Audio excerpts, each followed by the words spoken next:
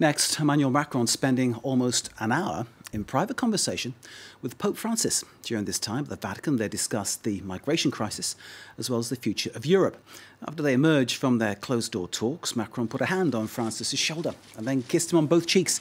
Francis reciprocated the warmth, gripping the French leader's arm and then shaking his hands vigorously and smiling broadly as he said goodbye. He also took the hand of Macron's wife, Brigitte, the Vatican describing the talks as cordial, saying they highlighted the good existing bilateral relations that exist between France and the Vatican. Well, here to give us more context on this is Jean Duchesne, Special Advisor to the Archbishop of Paris. Jean, as ever, thanks for coming to see us. Pleasure to see you. Explain why it's important for Emmanuel Macron to meet with and exchange views with Pope Francis. Well, actually, it is something that's absolutely normal.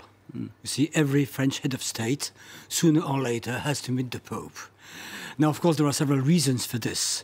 Of course, the reason that the French head of state is the honorary canon of the Lateran Basilica. This is only, let us say, folklore. What is important is that it is a recognition of the fact that the Vatican has an international role, and that therefore that France also has an international role. I mean to say that France does not act as such only on French soil, but also in Africa and on many other continents. And so that is a reason why those two heads of state have a lot of things to do, because the Church itself is not in search of power or influence. It is trying to help people, and to help people live as God's creatures, and to transmit what they receive. Indeed, some people may not be aware of the role that the Pope has played in certain resolutions of crises in places like Latin America, the role the Catholic Church plays in trying to, as you say, help people in those ways. Yes. But let's talk specifically about the issue regarding immigration, migration, the issues here in Europe. Yes.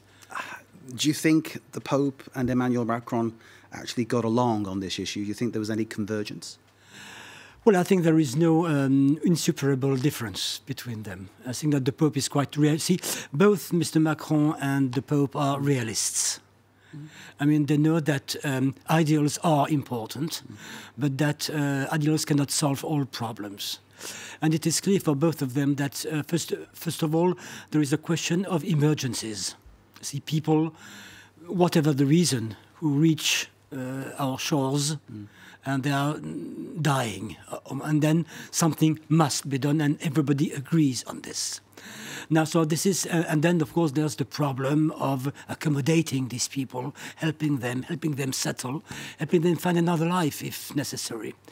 But then there are the problems which are beyond, or rather, the problems before they reach. The big question is how come European countries and France spend so much money, lavish so much money on the countries where those people come from? Where does that money go?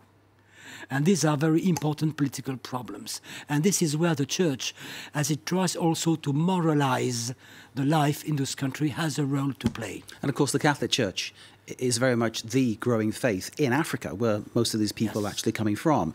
What is the influence that the Catholic Church can maybe have there? Is there something the Catholic Church can do in those countries to try to, I don't know, redirect people's energies towards perhaps helping make where they live better? Yes, well, that's what the Church is actually doing. And, you know, and you've got to keep it in mind that priests are killed. Yes. Everywhere in the world, simply because they go against local vested interests. And it can be suspected that they have really put their finger on something that was wrong, and that they have been punished for this, and that people understand this. We've got to realize that in a way, church people, even clerics, priests, nuns, are those who are really ready. They're not the only ones, of course, but they are among those who risk their lives to improve their fellow human beings' lot. Jean, this idea that Emmanuel Macron touched the Pope, now protocol normally says that you don't touch the Pope. What do you make of that? Is that something that you think Pope Francis cares about at all? I get the impression he doesn't mind. No, he doesn't mind. Just prove that President Macron is perhaps more Latin than the Argentinian Pope. You see, we always think of President Macron as a very cold, calculating man. Well, actually, he can be, let's say, quite expansive, demonstrative, and very Latin.